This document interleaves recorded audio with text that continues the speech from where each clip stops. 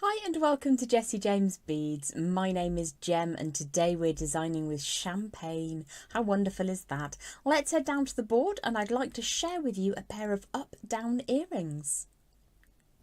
From the Color Trends collection, I have the champagne bead mix. This is the gorgeous collection of soft and lovely colours, silvery tones and almost topaz and warm, just off the edge of pinks. Absolutely gorgeous. That's from Color Trends. Let's have a look at the earrings in question. Why are they called up-down earrings? Well, at Jessie James Beads, we like to give you the inspiration to make things your own way. And these are two connected component parts, or three if you add the tassels in, just in a different order. So you can put them up, you can put them down, you can use a single section with that lovely hexagonal section down underneath, or you can link all three pieces together. You can vary them or you can make them completely the same. It's absolutely up to you. So let's just move these out of the way and then we'll get creating together. So I've pulled out enough beads to make one additional earring, and we're going to start by making the smaller of the two component parts. You do get a couple of these absolutely gorgeous, massively faceted cube beads in the mix, so that's where we're going to start. I'll be using my flat pliers, which I was lucky enough to get in the winter workshop for 2023, and what we're going to do is show you that not all simple loops have to be round. I'm going to use the breadth across those pliers to generate some bends in that wire. So I'm going to start with a right angle bend, and then once I've created that right angle bend, I'm going to pull that back a little bit so that it's just less than right angle.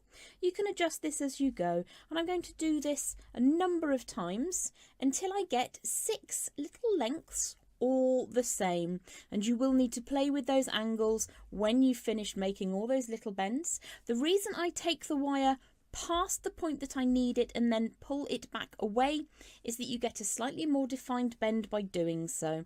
So let's pull that wire over again and then return it up a little bit. Now I very much prefer to use my bent chain nose pliers to do fine wire work. So in order to make this into a nice hexagonal shape, I'm just going to ensure that each of those lines are nice and straight, and each of them takes up 1/6 of that form. When we get to the last one, what we're going to do is put those pliers back over and then just turn the wire upwards as if it's going at that 12 o'clock position. Now if you prefer, you can again use your flat pliers just to ensure that you do get that size absolutely correct. Take the wire past the angle that you need it and then pop that back up to the straight position. I just work better with my bent chain nose pliers because it means I can put them underneath the design and show you how everything is coming together.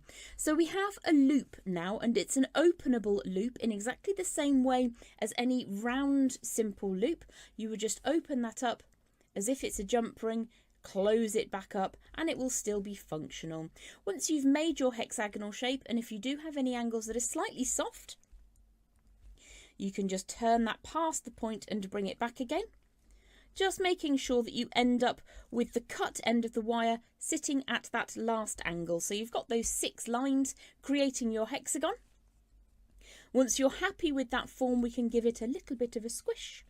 And then we're going to add in that gorgeous faceted cube bead. And above this, at 90 degrees in opposition, we're going to put a simple loop, which is just a small basic round loop. So you can use your round nose pliers, or you could use your multi-step bail makers. Just draw that all the way around. Or you could indeed use your little memory wire pliers if you have them. So let's trim this away. At the point that it crosses the angle at the top of that bead, let's just close that up so we get that lovely nice strong form. And the reason I'm opening and closing my pliers over it is to give that strength and rigidity. So that is one of our component parts. Let's put that with Another one which comes ready-made for you, which is this beautiful floral inspired tassel. It's absolutely gorgeous. So the next thing we're going to do is to create our longer segment. You can obviously vary the bead order that you use. I have a scrap of around about 6 to 7 inches of that 18 gauge round wire. I'm just going to trim that end away again to make sure it's nice and neat and tidy, and we're going to put a medium-sized loop just on the end. So let's start with that number 2 on the bail makers, or about halfway up your standard round nose pliers. If I draw that all the way around and then use my tapered tip pliers to draw the line away, close that up so that you get a nice circular form on the end, just smooth that wire through, and you've got yourself a little simple loop at one end. So let's give that a quick squish. Always remember which size you have created your form so that you can get them to be the same on both earrings. And then we're going to add in this gorgeous, glossy, almost like a very, very chunky raindrop. It's got a beautiful coating to it, lots of glitter glistening over the surface there. And then we're going to add in whatever order of beads you fancy, but I'm going to go for a little filigree bead cap that can slide down on top. Now when you have a lightweight bead cap such as this, you can just push that slightly more open if you wish to, so that it nestles really strongly over the top of that drop.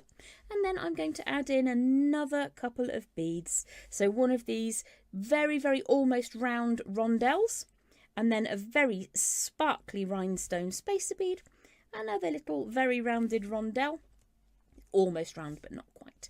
And then I'm going to repeat at the top with a small loop. Now it doesn't really matter whether it's in opposition or in the same orientation as the loop at this end. Just do be mindful when you make that first bend that you don't put too much pressure on your beads. I tend to put a fingernail over the top, bend the wire away, and then I think I'll use number 1 on my bail makers to make a teeny tiny loop up at the top. Bring that all the way round. Once you've got that round form, and if you've got a camera to hand, do feel free to make it wiggle around. Give that a snip up at the top. I've got loads of wire left over, probably enough to make the second earring. I'm just using scraps that are from my scrap pot at the moment. Make sure that that's a good strong loop again. I made the top loop smaller, so that was number 2 on my bail makers down at the bottom there, and number 1 on this end. And then you can put these together in whatever order you please. So you've got open and closable loops on both sides of the beautiful cube bead, open and closable loops on both sides of the straight bar with that glorious drop. So let's just open this lower one. Pop in your ready-made floral tassel from Color Trends Champagne. And then we're going to add in this one at the top. You can open whichever one of these openable loops you prefer. Let's go for this teeny tiny one. Being mindful of that bead, pop your hexagon form in there, close it up, and then you can add in your chosen earring finding up at the top, but you could of course vary the order in which you attach all of your pieces. So there you have your Color Trends Bead Mix Champagne up down earrings.